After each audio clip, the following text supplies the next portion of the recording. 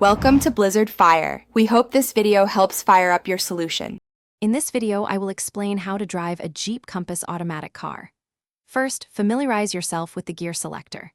P is for park, R for reverse, N for neutral, D for drive, and L for low. Locate the parking brake, usually a lever or button, and understand how to engage and disengage it.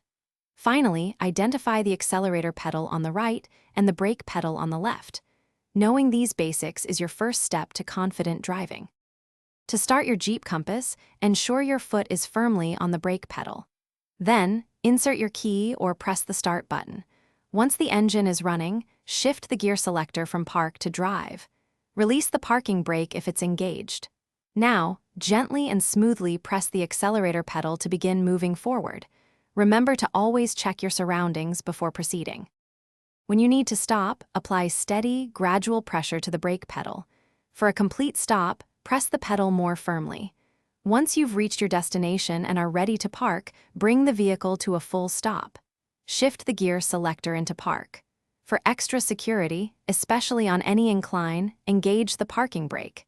This ensures your vehicle remains stationary. For specific situations, like steep descents or towing, utilize the low gear setting for better control. Always ensure your tires are properly inflated. A pressure of around 35 psi is common for many vehicles. Regular maintenance, like checking fluid levels, also keeps your Jeep running smoothly. Remember to check the description for a link to Darn Tough Socks and other great deals. These simple practices will enhance your driving experience and vehicle longevity. Thanks for watching. If you found this helpful, don't forget to like and subscribe.